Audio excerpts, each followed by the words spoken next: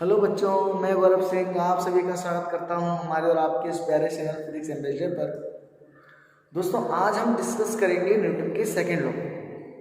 पिछले वीडियो हमने न्यूटन के फर्स्ट लॉ को डिस्कस किया था और आज हम डिस्कस करेंगे न्यूटन के सेकंड लॉ को। ठीक है, तो न्यूटन के फर्स्ट लॉ में हमने कुछ चीज़ सीखा था कि हमने इनर्शिया सीखा था और न्यूटन का फर्स्ट लॉ सीखा था कि अगर कोई ऑब्जेक्ट रेस्ट में है तो रेस्ट में रहना चाहेगा और अगर वो मोशन में है तो वो मोशन में रहना चाहेगा जब तक उस पर कोई एक्सटर्नल फोर्स वर्क नहीं करता। आइए बात करते हैं न्यूटन के सेकंड लॉ और उससे पहले एक टर्म जानेंगे जिसे कहते हैं जो मोमेंटम। क्या बच्चों? मोमेंटम। मोमेंटम को अगर हम डेफिनेशन वाइज देखें तो इसकी डेफिनेशन लिखते हुए लिखा है it is the product of mass and velocity. It is the product of mass and velocity of an object. अब ये एक नई क्वांटिटी है जो किसी ऑब्जेक्ट के मास और वेलोसिटी से मिलकर बनती है। अब ये क्या है? एक तरीके से एक ऐसा फोर्स है जो डिपेंड करता है मास और वेलोसिटी पे। मैं फोर्स क्यों यूज कर रहा हूँ? क्योंकि इसका एक इम्पैक्ट आता है हमारे ऊपर। जैसे आप इसको समझने की कोशिश ऐसे करें कि मान लो कि कोई दो 5 किलो की चीजें हैं। एक 5 kg का ऑब्जेक्ट मान लो ये है और एक 5 kg का ऑब्जेक्ट ये है। अब मानो कि ये चलता है 10 मीटर पर सेकेंड से और ये चलता है मान लो 20 मीटर पर सेकेंड से। ठीक है, 10 मीटर पर सेकेंड, 20 मीटर पर सेकेंड। अब ध्यान से देखो, अगर आप मान लो इस चीज को उठाकर मैं आपकी तरफ थ्रो करूं और फिर इस चीज को थ्रो करें तो आप बताइए कौन सी चीज को पकड़ने में ज्यादा करेंगे? तो 10 मीटर से टुक और 20 मीटर से सटा, तो कौन सी चीज आपको ज्यादा चोट पहुंचाएगी अगर आप कैच करेंगे? या ऐसे मान लो कि दो टेनिस की बॉल है। टेनिस की बॉल मान लो 250 ग्राम 200 ग्राम की टेनिस की बॉल है, ये 1.55 150 200 ग्राम की। मान लो दोनों 150 ग्राम की टेनिस की बॉल है और एक बॉल को मैं आपको तरफ 20 की स्पीड से फेंक दूं और दूसरी को मैं आपकी तरफ 50 की स्पीड से फेंकूं और डिस्टेंस अगर बराबर हो हमारे बीच का, तो आप किससे ज्यादा चोटिल होंगे? तो आपके हाथों में ज्यादा चोट लगेगी। वो किससे लगेगी बच्चों? जिसकी स्पीड ज्यादा है। मतलब कहीं ना कहीं एक ऐसी क्वांटिटी ऐसी बनती है जो में ज्यादा चोट पहुंचाने का काम कर रही है, वो कहीं ना कहीं वेलोसिटी पे डिपेंड कर रही है। या फिर मैं यूं कह दूं कि एक बड़ा सा ट्रक जो मात्र 5 मीटर पर सेकंड की स्पीड से आ रहा है और एक साइकिल वो भी 5 मीटर पर सेकंड की स्पीड से आ रहा है।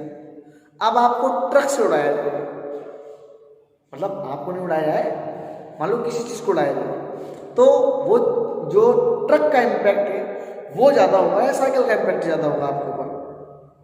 तो आपको पता लगेगा कि ट्रक वाला इम्पैक्ट ज्यादा होगा। हालांकि दोनों की स्पीड बहुत कम है, पर इस बार ये क्वांटिटी जो है कनेक्टेड है कहीं ना कहीं मास से, जिसका मास ज्यादा है। ट्रक का मास ज्यादा है। अब मास ज्यादा है इसका मतलब वो ज्यादा आपको चोट पहुंचाएगा। तो मतलब मोमेंटम कहीं ना कहीं मास से भी रिलेटेड है। तो मास और वेलोसिटी का जो प्रोडक्ट आया, जो नई क्वांटिटी मिली, वो हमें क्या मिला? मोमेंटम। अब बड़े ध्यान से सुनिए इस बात को कि मैंने जैसे एग्जांपल दिया कि 5 मीटर पर सेकंड है और ये 10 मीटर पर सेकंड और ये 20 मीटर पर सेकंड है।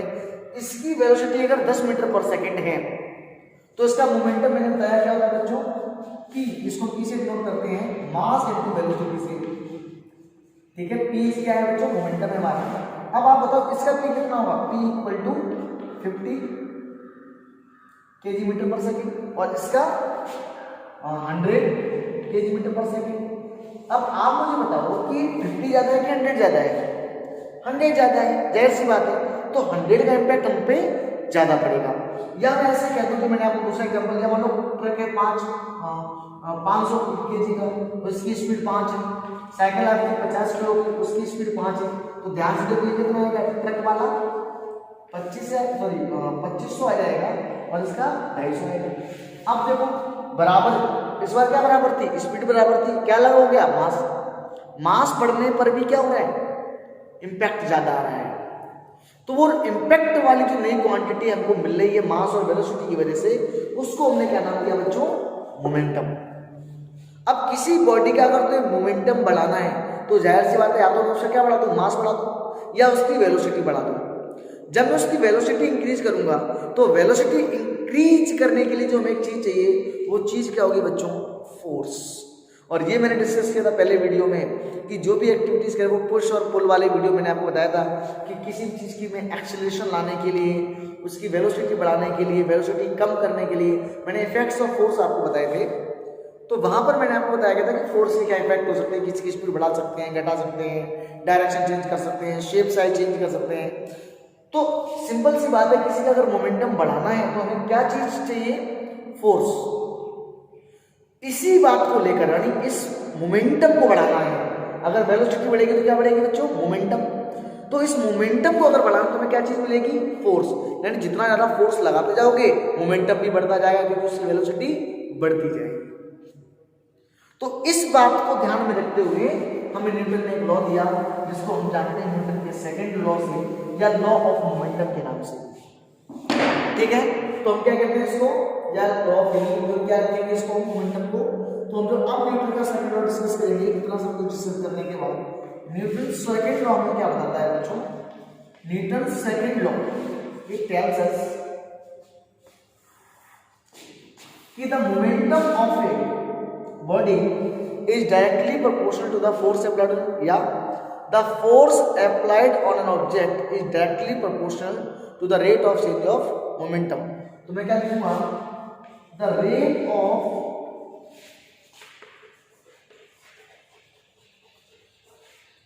change of momentum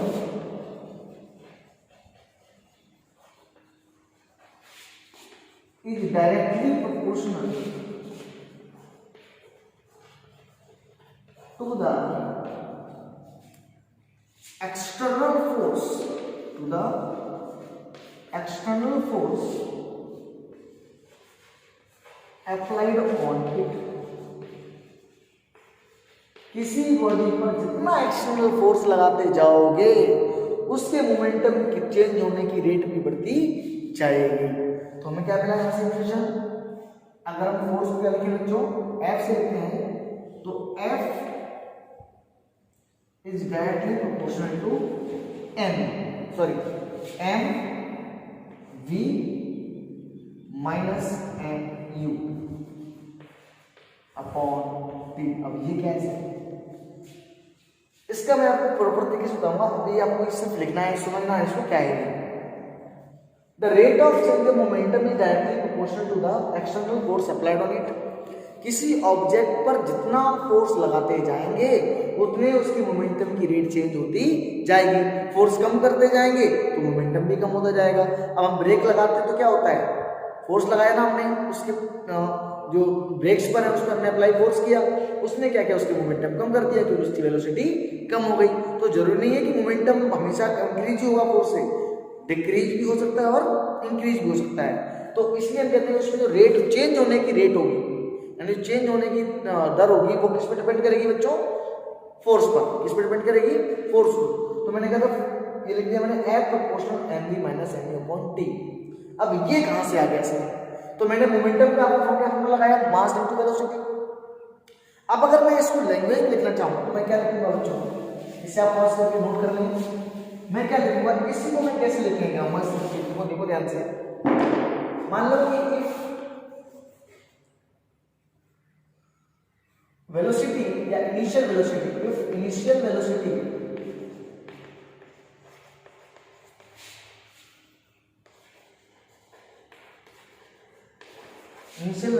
of an object is u।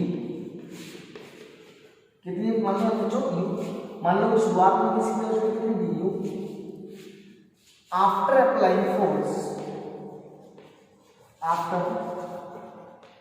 applying force F, force कितना मान बच्चों? F फोर्स अप्लाई करने पे its फाइनल वेलोसिटी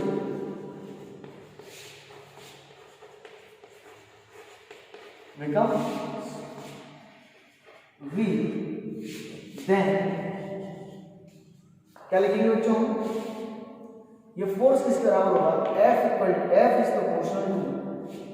अब देखो चेंज कैसे निकालोगे रेट ऑफ चेंज मोमेंटम। शुरुआत का मोमेंटम अगर तो शुरुआत की वेलोसिटी u है और मास तो m ही है, तो शुरू का मोमेंटम क्या होगा mu और लास्ट का मोमेंटम क्या होगा mv। देखो मोमेंटम निकालने के लिए मास इनटू वेलोसिटी करना है। अब शुरू की वेलोसिटी बच्चों कितनी है हमारे पास u, तो शुरू का मोमेंटम कितना रहेगा mass into velocity, mass into u यानी mu, ठीक है। और फाइनल वाला मोमेंटम कितना रहेगा बच्चों mv। चेंज निकालने के लिए क्या करना पड़ता है बच्चों, फाइनल में से इनिशियल घटाना पड़ता है। मान लो शुरू में 5 था, बाद में 10 हो गया, तो चेंज कितना आया 5 का। कैसे निकाला आपने, फाइनल 10 लिया, 10 में से 5 को माइनस कर दिया, तो वही चेंज होता है, यानी फाइनल माइनस इनिशियल। अब फाइनल कितना है बच्चों mv, इनिशियल कितना है mu। क्या है इनिशियल mu है मोमेंटम, क्या फाइनल मोमेंटम है mv। हम लिखेंगे mv यानी फाइनल माइनस इनिशियल और पर यूनिट टाइम। क्या वही एक्सप्रेशन जो मैंने पहले लिखा था यहाँ पर। अब देखो क्या करेंगे बच्चों इसमें, हम जानते हैं कि F equal to M V minus F proportional. तो F प्रोपोर्शनल का जब साइन आता है बच्चों कोई कांस्टेंट आता है और मान लिया पोटेंशियल हमारा क्या है K, और यहाँ पर मैंने M को ले लिया कॉमन, यहाँ बचा बच्चों V minus U upon T। हाँ V minus U upon T। क्या देखा है कहीं ऐसा एक्सप्रेशन, कोई फॉर्मूला?